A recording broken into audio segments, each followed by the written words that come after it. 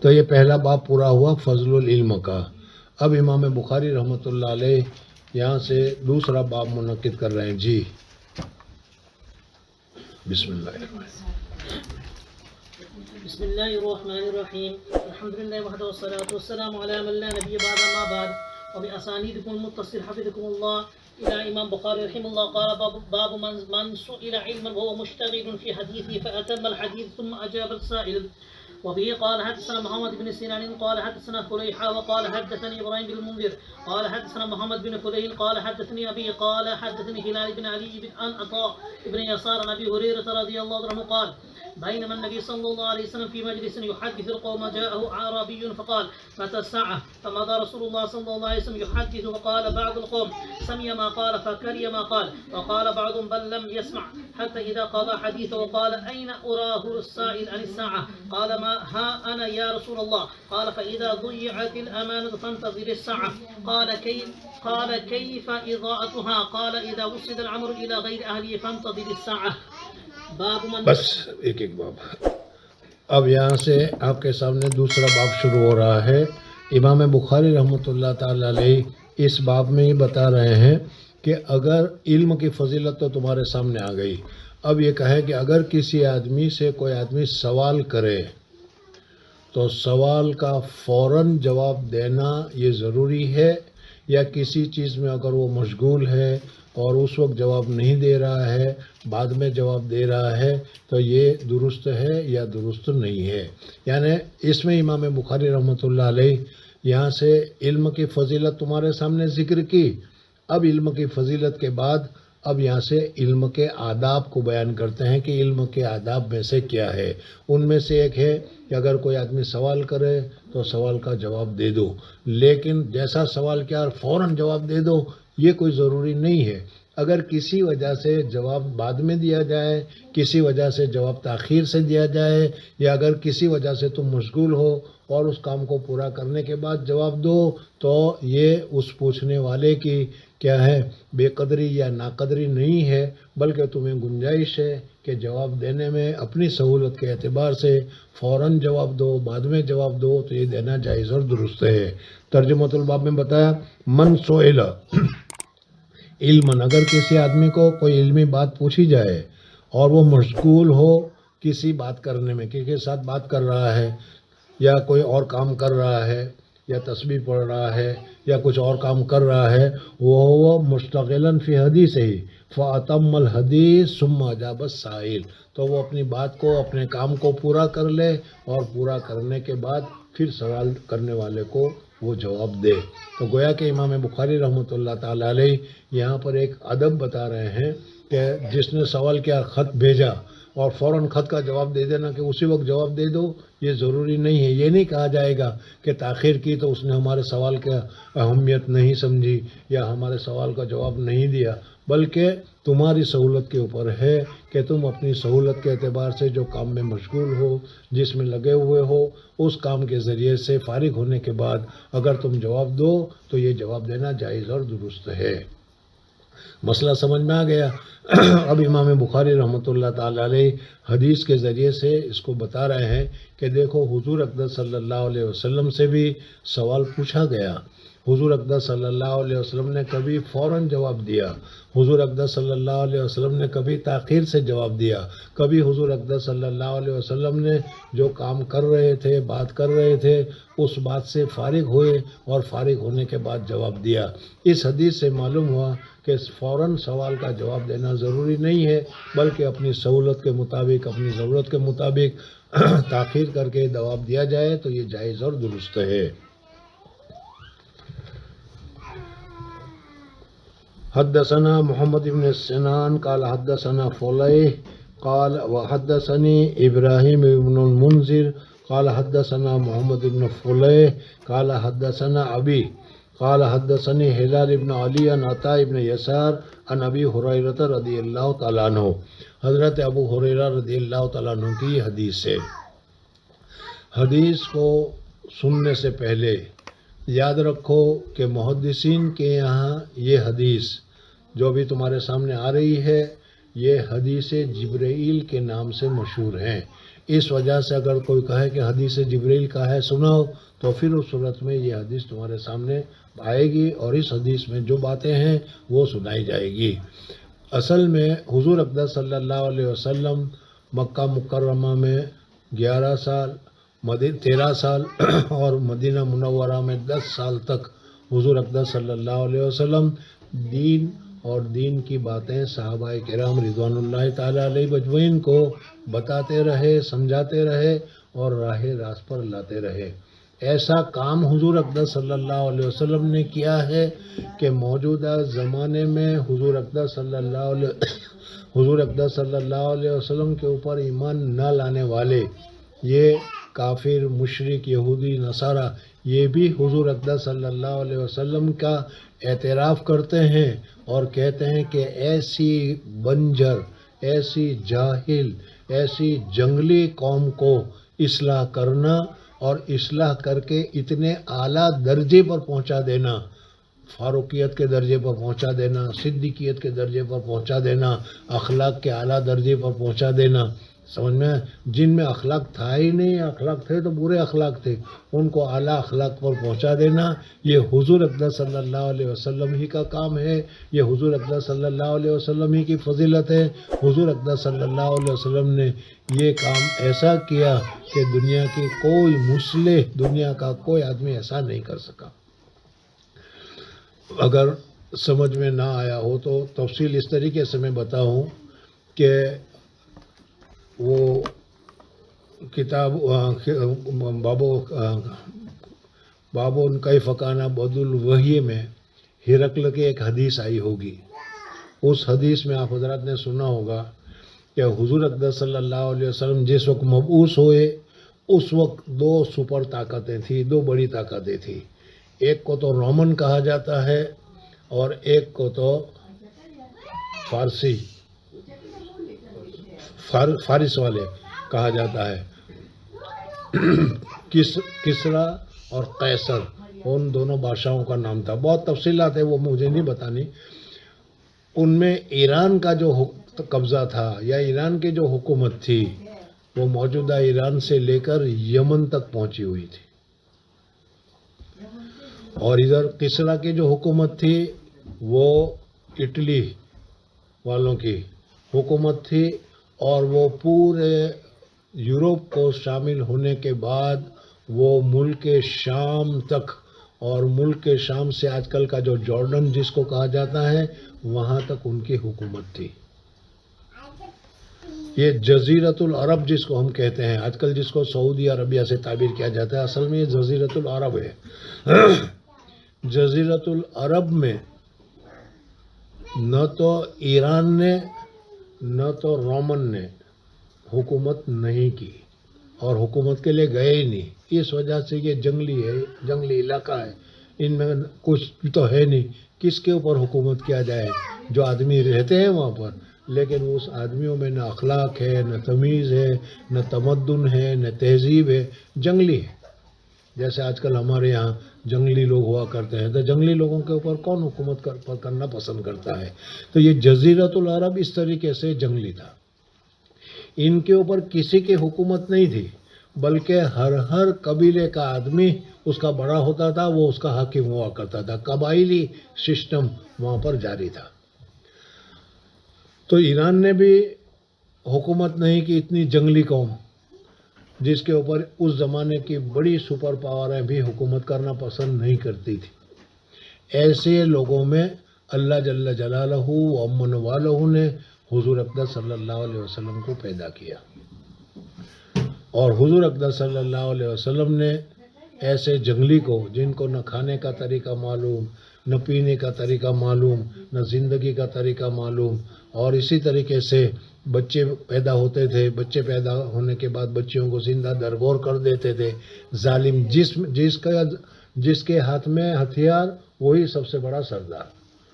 اس طریقے سے ایسی قوم کو اللہ تبارک و تعالیٰ نے حضور اقدس صلی اللہ علیہ وسلم کو بھیج کر ان کی اصلاح ایسی کروائی کہ ایک زمانہ ایسا آیا کہ پیاسا ہونے کے باوجود خود کہا کہ میں پانی پینا نہیں چاہتا، میرے بھائی کو پانی پلاؤ۔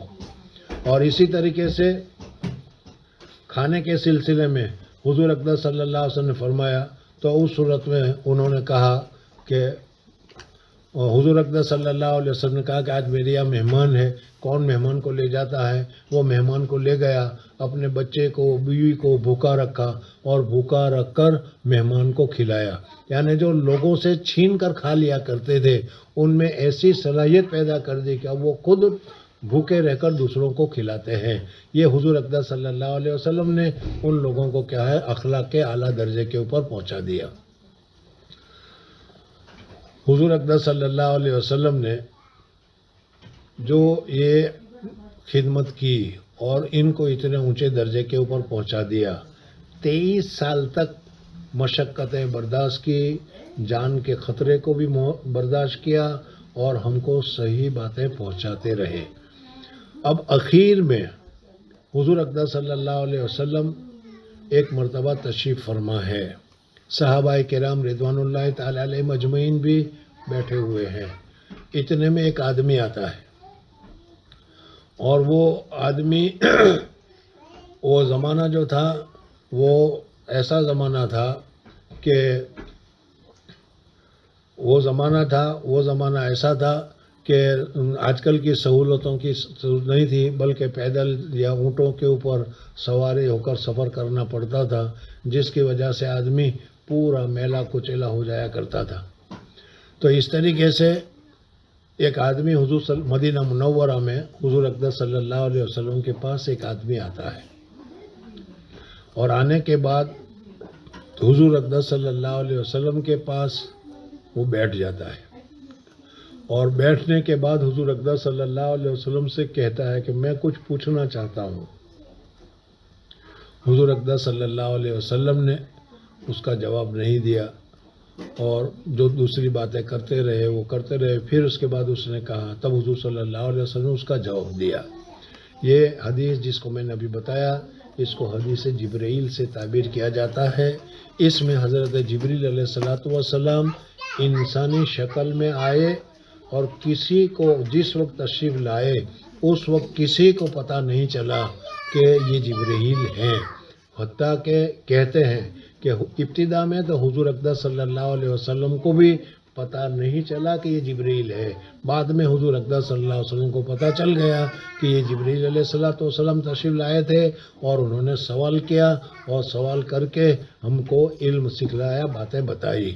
تو یہ حدیث جبرائیل ہے۔ حضرت ابو ہریرہ رضی اللہ تعالیٰ عنہ فرماتے ہیں، بینما النبی صلی اللہ علیہ وسلم فی مجلسین، اس درمیان میں کہ حضور اقدس صلی اللہ علیہ وسلم ایک مرتبہ مجلس کیے ہوئے بیٹھے ہوئے تھے۔ موجودہ زمانے میں ہمارے یہاں تقریریں ہوتی ہے، 2 گھنٹے کی تقریریں ہوتی ہے، 3 گھنٹے کی تقریریں ہوتی ہے۔ حضور اقدس صلی اللہ علیہ وسلم کے زمانے میں ایسا نہیں ہوتا تھا، بلکہ حضور صلی اللہ علیہ وسلم تشریف فرما ہے، صحابہ کرام تشریف فرما ہے، کوئی بات بتا دی، ایک بات بتا دی، 2 بات بتا دی، 3 بات بتائی اور بات بتا کر کیا ہے ختم ہو گیا۔ تو اسی طریقے سے حضور اقدس صلی اللہ علیہ وسلم کی مجلسیں لگتی تھی۔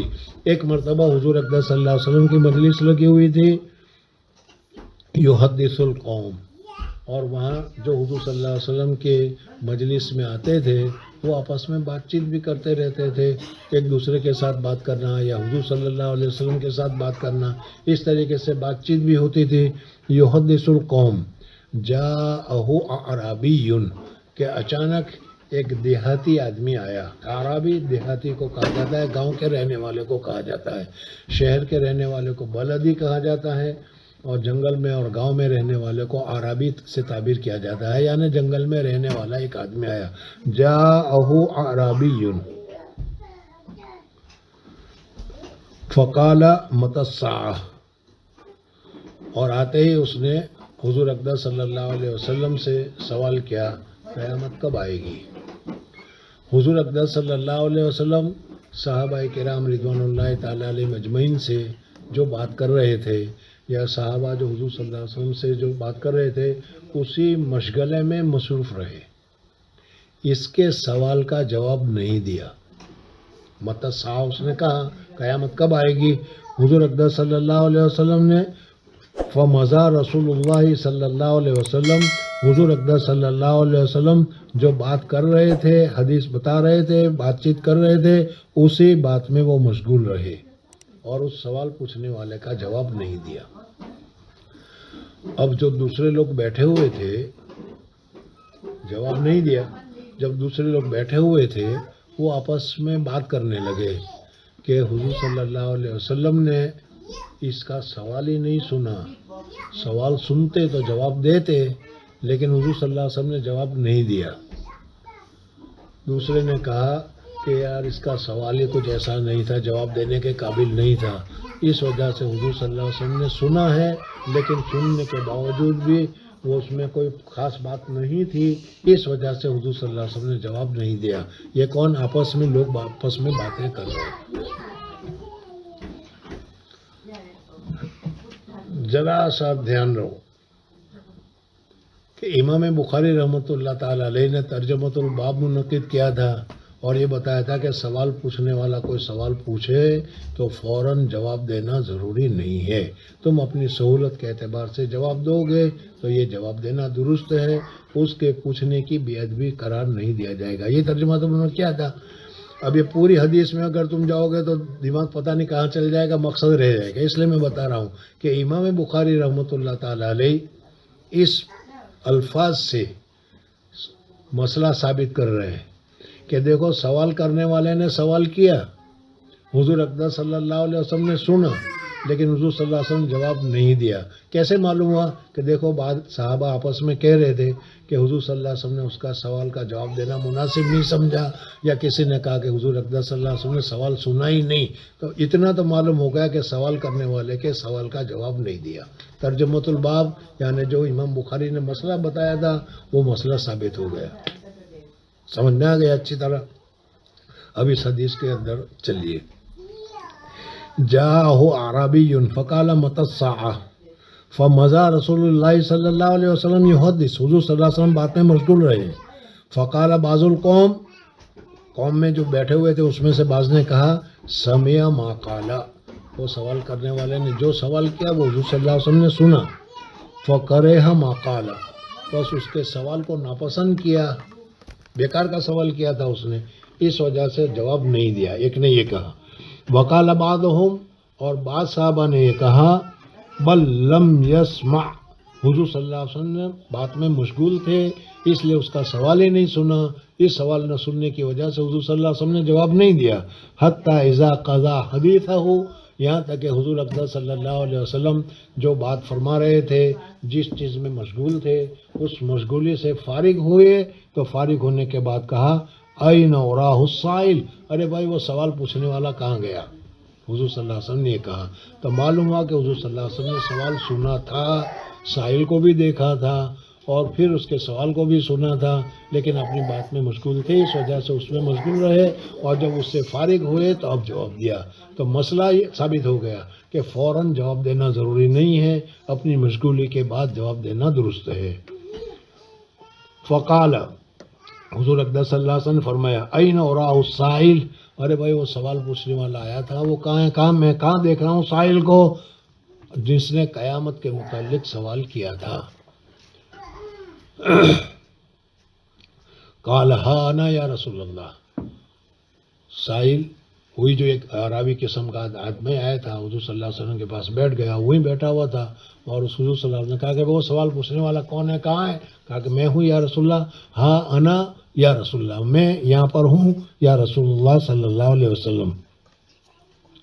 فقال ہاں انا یا رسول اللہ، قال، حضور اقدس صلی اللہ علیہ وسلم نے، اس نے پوچھا تھا قیامت کب آئے گی، تو فرمایا فیضا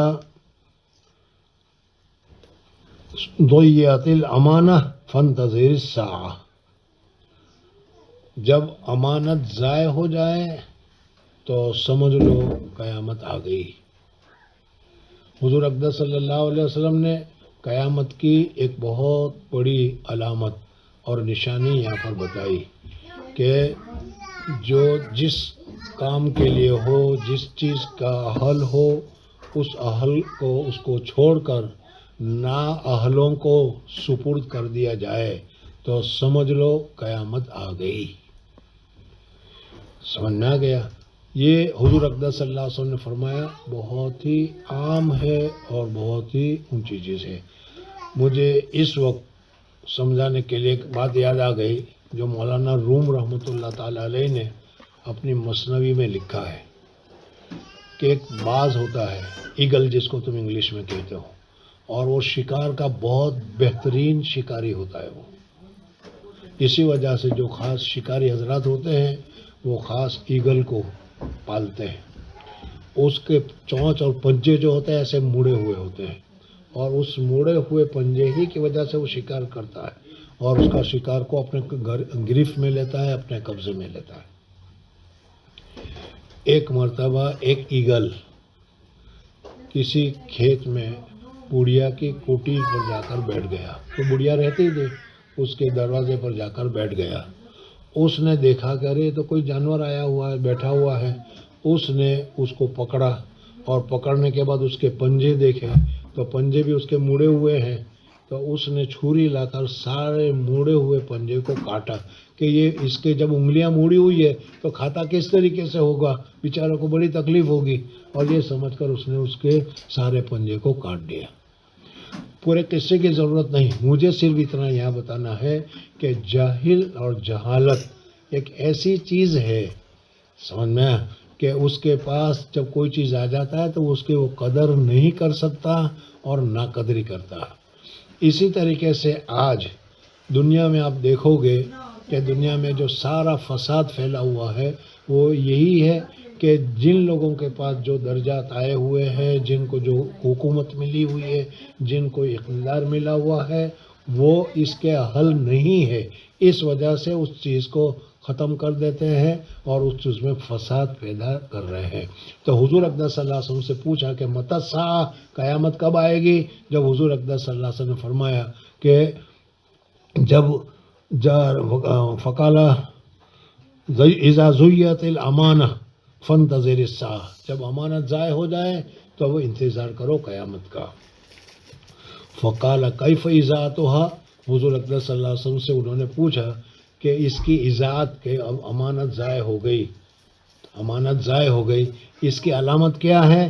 قال اذا وسد الامر الى غیر اہلہ، جب کسی معاملے کو نااہل کو سپرد کیا جائے، جس میں اہلیت نہیں ہے، اس کو تم کام کرنا بتا دو تو وہ اپنی نااہلیت کی وجہ سے وہ کام کو خراب کرے گا، یہ اس کو ضائع کرنا ہے۔ فانتظر الساعہ، پس انتظار کرو تم اس وقت قیامت کا۔ یہ امام بخاری رحمۃ اللہ تعالیٰ علیہ نے دوسرا ترجمۃ الباب تمہارے سامنے ذکر کیا اور دوسرے ترجمۃ الباب کو تمہارے سامنے ذکر کیا۔ اب اس حدیث کو، جس کو میں نے ابھی حدیث اعرابی کہا ہے، دوسری کتابوں میں بھی، مسلم میں، ابو داؤد وغیرہ میں پوری تفصیل کے ساتھ آئے گی۔ اس میں یہ ذکر کیا گیا ہے کہ حضور اقدس صلی اللہ علیہ وسلم کے پاس ایک آدمی آیا، ایک مسافر آیا، ایک اعرابی آیا، اور آ کر وہ بیٹھ گیا۔ صحابہ کرام رضوان اللہ تعالیٰ علیہ مجمعین فرماتے ہیں کہ اس آدمی کو ہم نے دیکھا تو بڑی بے تکلفی کے ساتھ مجلس میں آ کر حضور اقدس صلی اللہ علیہ وسلم کے پاس گھٹنے سے گھٹنا ملا کر بیٹھ گیا۔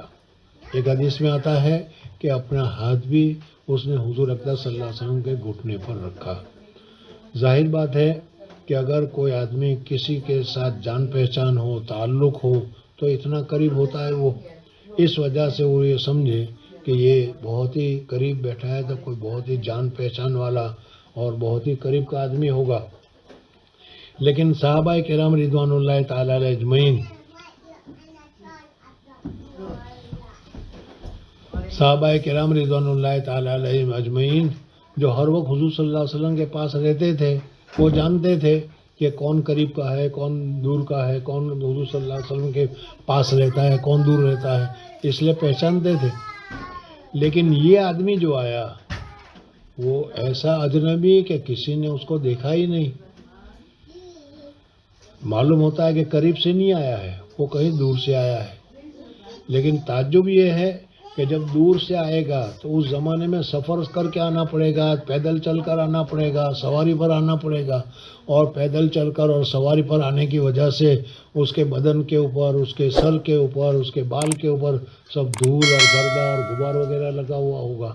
لیکن دیکھا تو یہاں پر اس کو دھول یا گردہ اور غبار وغیرہ بھی کچھ لگا ہوا نہیں. تو صحابہ تعجب میں پڑ گئے. اجنبی تو ایسا کہ کبھی ہم نے دیکھا ہی نہیں، اور صاف شفاف اتنا کہ گھر میں سے نکل کر ابھی آیا ہو، باہر گیا ہی نہیں، اتنا قریبی ہے. اس وجہ سے آپس میں وہ سوچ میں بھی پڑ گئے. پھر یہ ہے کہ اگر کوئی آدمی نیا ہو آئے گا تو ڈر کے دور سے بیٹھے گا، جان پہچان والا ہوگا تو قریب میں آئے گا. یہ تو قریب میں آ کر حضور صلی اللہ علیہ وسلم کے بیٹھ گیا. بہرحال صحابہ کرام رضوان اللہ تعالیٰ علیہ مجمعین اسی پریشانی میں دیکھ رہے تھے، اور آتے اس نے پہلا سوال کر دیا متصح. اور پھر اس کے بعد حضور اکرم صلی اللہ علیہ وسلم نے پہلا سوال انہوں نے کیا. پھر حضور صلی اللہ علیہ وسلم نے اس کا جواب مل ایمان، ایمان کیا ہے. پھر اس کے بعد مل اسلام، اسلام کیا ہے. پھر اس کے بعد تیسرا سوال کیا، مل احسان، احسان کیا ہے. پوری تفصیل تو اس حدیث میں آپ کے سامنے آئے گی، مجھے وہ پوری تفصیل نہیں بتانا. ایک بات یہ بتانی مقصود ہے کہ جب حضور صلی اللہ علیہ وسلم نے اس کے جوابات دے دیے تو جواب دینے کے بعد وہ آدمی پھر کہتا بھی تھا کہ ہاں صحیح کہا. ایک آدمی تم سے پوچھے تو معلوم ہوا کہ وہ جاہل ہے، معلوم نہیں ہے اس کو، لیکن تمہارا جواب سننے کے بعد کہے الجواب و صحیح، تو اس کا معنی یہ ہے کہ اس کو تو پہلے سے معلوم تھا. تو صحابہ کو اور تعجب ہوا